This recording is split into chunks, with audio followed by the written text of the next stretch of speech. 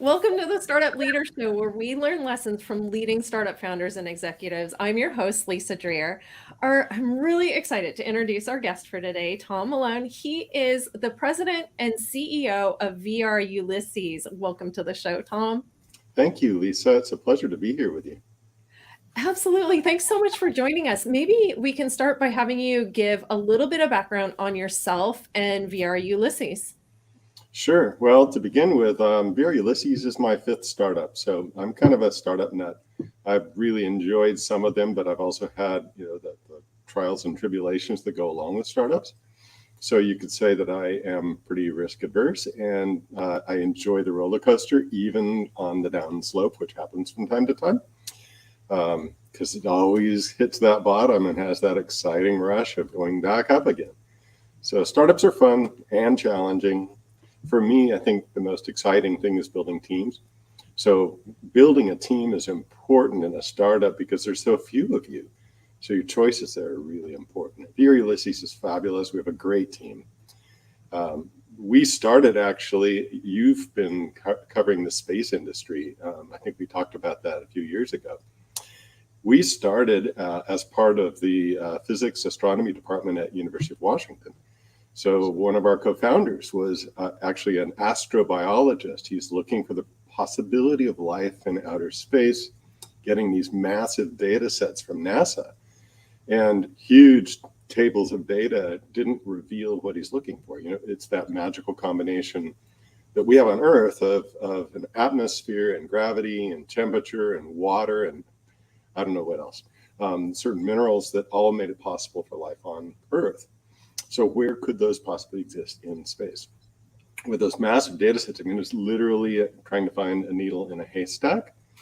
And teaching means you have students, undergrads, that for the first time in their lives, they're looking at these huge data sets and not really wanting to admit that they have no idea what they're looking at. So he made it visual.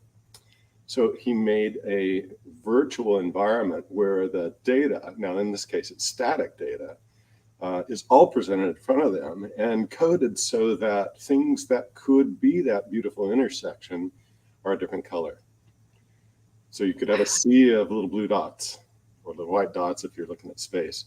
And then one that's glowing orange. And you go in there and see, that's something that has possibilities for life. So the VR Ulysses team is fabulous. And startups are great. And anyway, there's the tie into space. That is so fascinating. So what are you doing with VR Ulysses today? We have morphed from that static data to realizing that one application for that visual presentation is in network operations and particularly information security. So networks have grown to be so huge, the data is growing exponentially. And it's gotten to the point where humans have trouble conceptualizing it. It's too big and it's too abstract.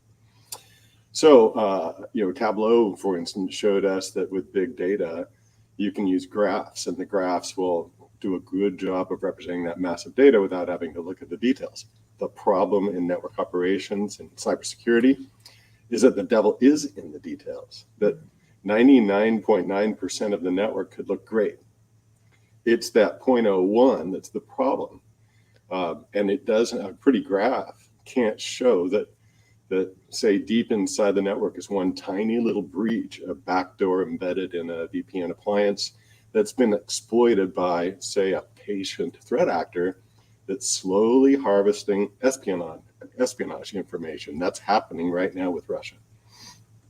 Or the hacker that is slowly preparing to steal money from the company.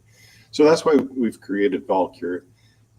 It begins with a 3D dynamic network architecture diagram.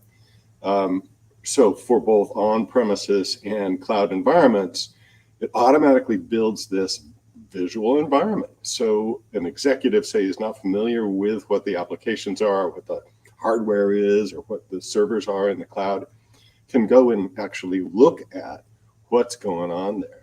And we use virtual reality, that's the VR in our name, but also on a web browser. So it doesn't have to be in VR. If an executive doesn't want to look like a geek in the office, then he or she can look at it on a web browser.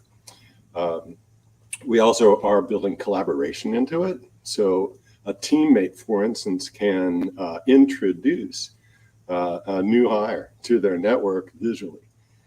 So that enables a spatial awareness, a situational awareness to develop that they've never had before. We're pretty excited about it. Wow, that is really fascinating. I mean, it's taking something that is pretty much intangible and making it tangible so you can really see what you're looking at. That is just fascinating.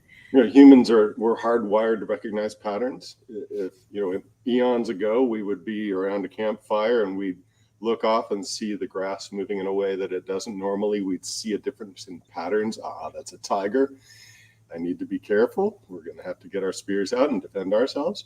That Yeah. kind of innate hardwired capability, we all have it. So we're very visual creatures. And so what we're doing in Valkyr is making it possible to use your intuition to kind of respond intuitively to inputs. Wow. Our job as developers is to present those inputs. Then operators and analysts can look at those inputs and respond. We're also integrating with existing what's called SIMs or other services, say through AWS, that enable us to take those inputs and then present those visually. So an alarm can be ranked. We can make it look like a big, red, painful problem that's obvious. We add sound to it, so it's kind of throbbing in red. Okay, that's something I better worry about. Yeah. Wow. Amazing. Well, we invited you here to talk with us a little bit about your background, your experiences in the startups that you've created and built over the years. And one of the things that I would love to start with is just talking about what have been your biggest success factors so far. Well, probably persistence is the biggest factor. Startups definitely have their moments of being frustrating, and then other moments that are super exciting. And you have to just stay consistent and persistent through all those. So, of all the factors, I would say being persistent is one. Another is building a solid team. As I've thought about team building over the years, I've realized that if I'm batting 500, if half the people we've recruited to key positions stay in those positions and work out, I'm doing great. So you can't be perfect. Nobody is. Yeah. You recognize that some of those recruits aren't going to work out, then you have to manage for that. And as soon as you know that they're not working out, you got to make that hard decision and do it quickly. And it's not because you're a lot of the founders I've talked to have this kind of fallacy or this concern that they don't want to hurt that person's feelings, so they don't want to be too mean. Or they just want to avoid the conflict. But you owe it to the rest of your team to make the hard decision and replace that person with somebody who's more effective, so that you're building an A+ team all the time. You can always make the team stronger by coaching. You can make the team stronger by being that advocate for their success. But you can only do that with really good people. Yes. So I'd say those two things: building a team and persistence. Great. What would you say have been some of the most valuable business lessons that you've learned? Gosh, I think the hardest lesson that I've learned, which is ultimately one of the most valuable, is that capital-intensive businesses add far more risk for a startup. I was involved with one in which I raised about $60 million. And all of that, or I should say maybe 50% of that, went into capital equipment, the rest into the building out the team. By doubling the amount of capital that we needed in order to grow the business, it added a huge amount of risk to the business. It's we already have the basic technology risk, we have the market risk, we have the team risk, we have operational risk. Those exist in every startup. Add to that, I said 2 times, it's maybe 10 times the amount of capital you need to grow that company to build out a factory or establish a network of warehouses that are holding inventory across the country. That makes it far less likely to succeed. And there's a couple of factors that play into it. First, the pool of early stage investors willing to fund capital intensive business is smaller. So the startup has to be less particular in accepting investors into the business. Mm-hmm. The other thing that goes unnoticed is the exit has to be that much larger just to cover the extra capital that was raised before the founding team can share in the proceeds. And we're in it for the money. I mean, it's an adventure and all, but ultimately we want to have an exit ourselves, but we know our investors are going to have the ability to take their share first, at least their seed capital. So we have to keep in mind that if you raise more money, you have to pay that out. Mm-hmm. And then finally, the engineering complexity with hardware is harder. It's more fraught with the extra variables that can go south before things start working right. Permits take longer, supply chain delays, critical components. I'm thinking of a die set that we needed to get from Taiwan, and it was just late. Really frustrating. So I'm staying away from capital intensive businesses, both as a founder and an investor. I won't be there again. Wow. So when you think about the investing piece, I think a lot of startup founders kind of go through, do we want to bootstrap? Do we need to go out and get some seed funding? And then how do we actually get that seed funding if we decide that we need to do that? What have you seen as some of, you kind of talked about the risk factors, but maybe what are some of the pitfalls that founders fall into when they go out to look for funding? Well, it's hard for me to speak to a large body of founders. I can tell you in my own mistakes. I know those a lot more intimately. Going out for seed funding before you have any sense of customers just makes it a ton more frustrating. So in our particular case right now at VR Ulysses, we've been at this for over 2 years, and there was a temptation early on to try to raise money. And I've resisted that because until now, we haven't had something to sell. And there's a lot of ways that you can go look for a proof of concept that will be, a proxy for having customers. There's nothing like having customers. Customers actually solve all the problems in your business. They help you prioritize. It's the best possible source of cash in the company. So I think the pitfall in especially pre-seed and seed capital raises is focusing on raising the money on a PowerPoint, and instead, I think focus on the market, focus on the customers, and do the work, the homework that you have to do in order to get that body pool of customers, even if they're buying something that you don't actually make yet. If they're let's say you're doing a manual service offering for the product that you're ultimately going to code and make automatic, at least you have a pool of people that are demonstrating that the market is willing to buy that product and wants that product. Sure. That makes a lot of sense. Is there, I guess, one piece of advice that you would give startup founders, just, I guess, out of the experience that you've had over the years? Well, I think that a lot of young founders tend to want a big valuation. And that has all kinds of problems associated with it. What you really want is the right valuation. Too high a valuation becomes a problem in your next round. And so founders, in their hunger to finally get the company funded, tend to want to drive for a better valuation so that the investors have a smaller piece of their limited 100% of the pie. And I get that logic, but the problem with that is that later, you have to have a round that is presumably going to be an increase in valuation because whatever you did with that money increased the value of the company. Right. You start with a high valuation, maybe you'll get lucky and have a big jump in valuation. It won't matter. But what you want is the right valuation so you can then have the next right valuation, and looking at the round stepwise so that you can see that the valuation is going to jump according to the milestones that you hit with the money. And that kind of leads me to the second component of it, which is that the purpose of the round is so that you can execute on your business plan, so you can then hit a milestone.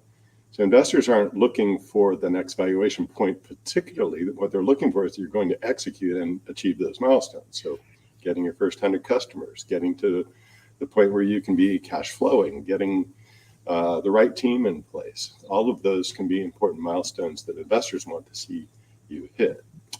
So focusing more on the milestones, focusing less on the valuation, and try to get a sense of what the right valuation for your business is. Absolutely. Wow. Very good advice.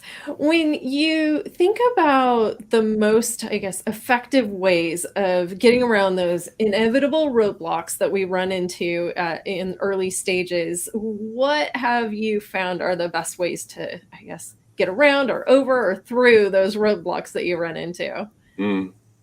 I tend to be kind of outward facing. So when I hear you say that, I'm thinking about the teams that are stumbling around engineering priorities or trying to execute internally. Because I'm outward facing, I think that the best way to level set with reality is to have a broad customer base. To initially make a point of having enough breadth of customers across your vertical or across several verticals so that they're bringing a diversity of needs and thought to your business as you're developing the product and as you're developing the market. And that tends to provide the clarity of need that the customers are wanting you to respond to.